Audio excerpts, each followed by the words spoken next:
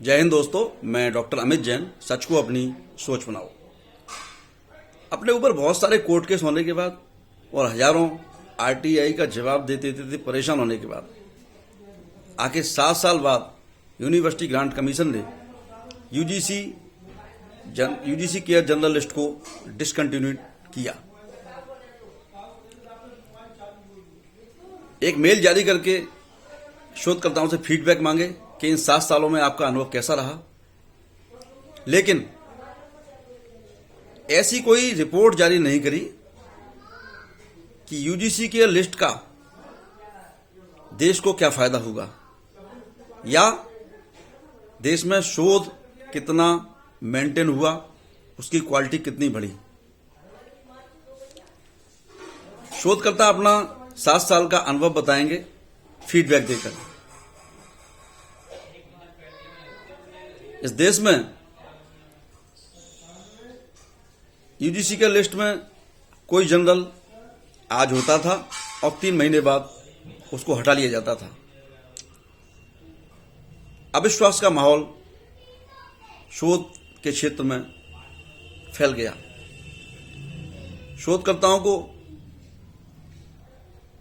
Paper publish कराने के लिए जो उनका खर्चा हजारों रुपए में था वो लाखों रुपए में हो गया। यूनिवर्सिटी ग्रांट कमीशन ने अपनी वेबसाइट पर लिखा कि क्लोज जनरल से सावधान रहें।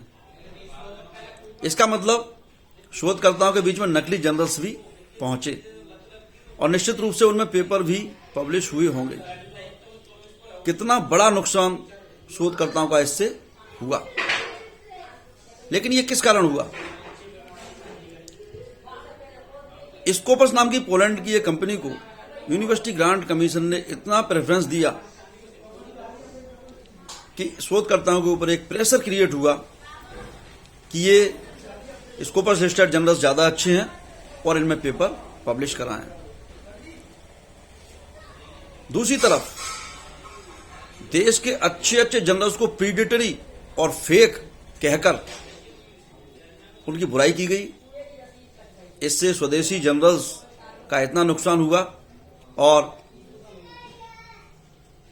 इन स्वदेशी जर्नल्स की राष्ट्रीय स्तर पर तो बदनामी हुई, अंतर्राष्ट्रीय स्तर पर भी बहुत बदनामी हुई। लेकिन सबसे ज्यादा अगर नुकसान हुआ तो वो शोधकर्ताओं का हुआ। इस बीच में वे बुरी तरह ठगे गए।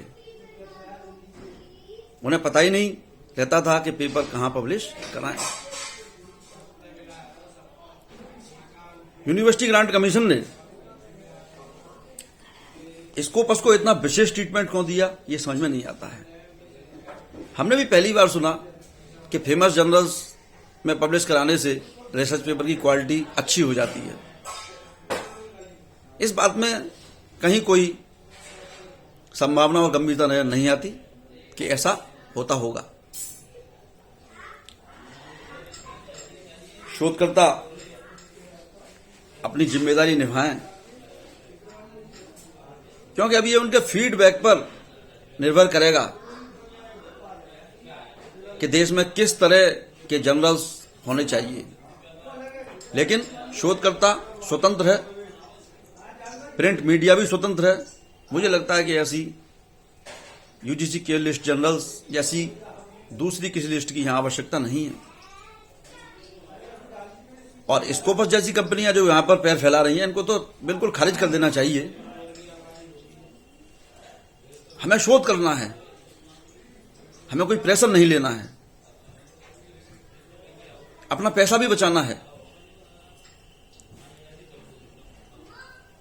तो निश्चित रूप से यूनिवर्सिटी ग्रांट कमीशन की यूजीसी के लिस्ट के साथ शोधकर्ताओं का अनुभव अच्छा नहीं रहा। इस बात को ध्यान में रखते हुए अपने फीडबैक दें। जय हिंद।